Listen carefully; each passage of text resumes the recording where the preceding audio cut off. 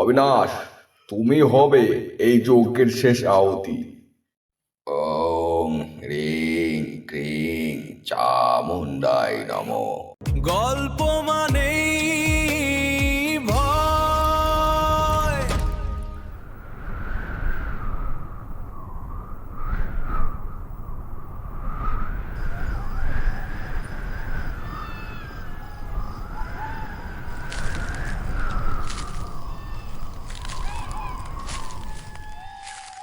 বিমল, আমার কেন জানি মনে হচ্ছে আমরা ভুল পথে এসেছি।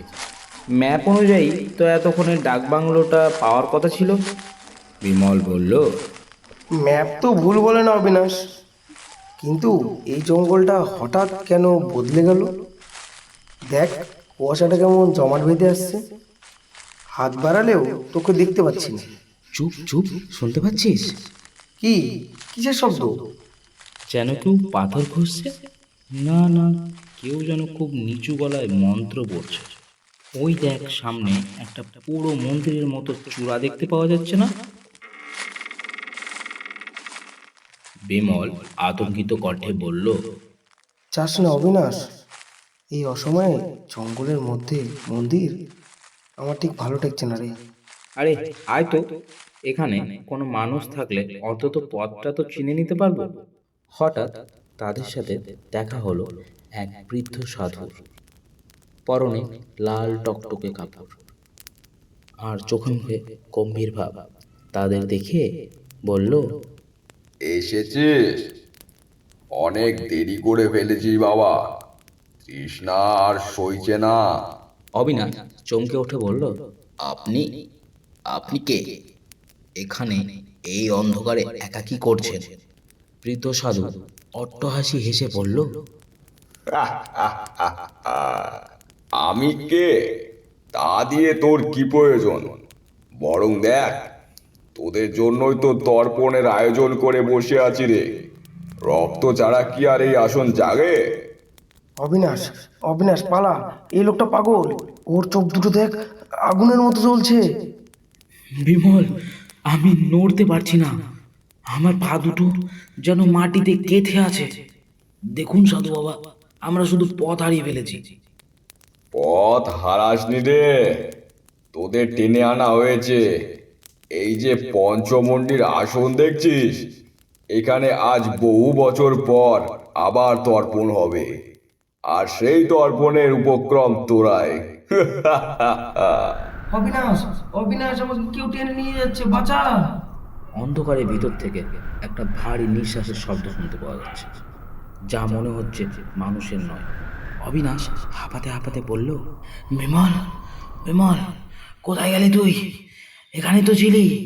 অন্ধকারের ভিতর থেকে ফিসফিসানি কণ্ঠ ভেসে আসলো, মিছে চিৎকার করছিস কেন বাবা? সে তো এখন সেবার কাজে নিযুক্ত।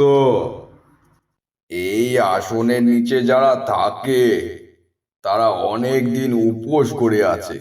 অবিনাশ ভয়ার্ত কণ্ঠে বলল, আপনি কি বলছেন? বিমলের কি করেছেন আপনি? বৃদ্ধ সাধু ধীরে ধীরে সামনে আসলো আর বলল, ভয় পাচ্ছিস? ভয় তো স্বাভাবিক। ভয় পেলে রক্ত চনমনে হয়, আর সেই তপ্ত রক্তই তো ওদের প্রিয়। ওই দেখ, বিমলকে ওরা কেমন ঘিরে ধরেছে। বিমলের গঙানো শব্দ।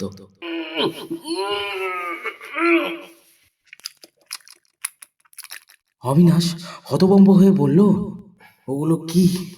বিমলের চারিপাশে ওগুলো কি নড়াচড়া করছে? মানুষ নাকি জানোয়ার? ওদের ছায়াগুলো কেন এত বড়? বিমল অস্ফুটিত স্বরে বলল, অবিনাশ, অবিনাশ পালা, এই লোক মানুষ নয়। বৃদ্ধ সাধু উন্মত্ত স্বরে বলল, চুপ কর। আর কিছুক্ষণ আকাশের ওই চাঁদটা যখন মন্দিরের চূড়ায় আসবে, তখনই এই তর্পণ সম্পূর্ণ হবে। অবিনাশ, তুমি হবে এই যজ্ঞের শেষ আহুতি। ওম হ্রিং ক্রিং চামুণ্ডায় নমঃ। ওম হ্রিং ক্রিং চামুণ্ডায় নমঃ।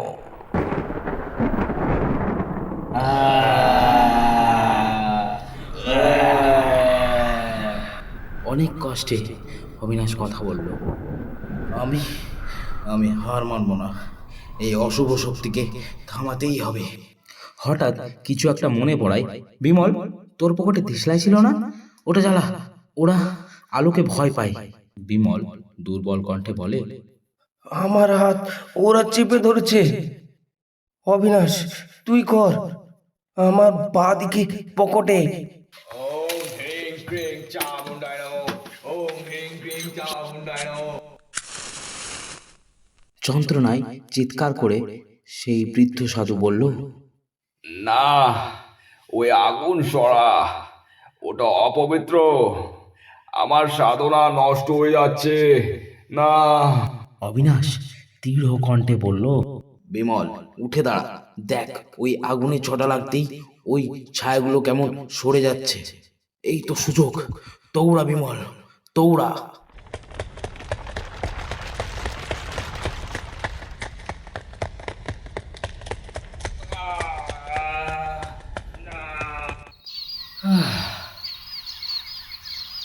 বিমল ধীরে ধীরে বলল, আমরা আমরা কি বাঁচায় না বেঁচে গেছি অবিনাশ। জঙ্গলটা কেমন চেনা চেনা লাগছে। ওই তো দূরে ডাকবাংলোর আলোটা দেখা যাচ্ছে। গম্ভীরভাবে অবিনাশ বলল, বেঁচে গেছে ঠিকই, কিন্তু ওই সাধু যা বলেছিল, রক্ত ছাড়া আসন জাগে না। আমাদের সাথে করে নিয়ে আসা ওই ছোট ছোট ক্ষতগুলো দেখ বিমল, আমাদের দুজনের হাত থেকেই রক্ত ঝরছে। মানে, তার মানে কি তর্পণ সম্পূর্ণ হয়েছে? জানি না, তবে এইটুকু জানি, এরপর থেকে রাত 12টা বাজলেই আমাদের এই ক্ষত থেকে আবার রক্ত ঝরতে শুরু করবে। সেই মন্দির হয়তো ধ্বংস হয়েছে, কিন্তু অভিশাপটা আমাদের সাথে থেকে গেল। এই ধ্বংসস্তূপে প্রতিটি ফাটলে লুকিয়ে আছে এক দীর্ঘশ্বাস। এখানে ভয়েরা কথা বলে, শোনো তোমার ভেতরের নিস্তব্ধতাতেও গল্প মানে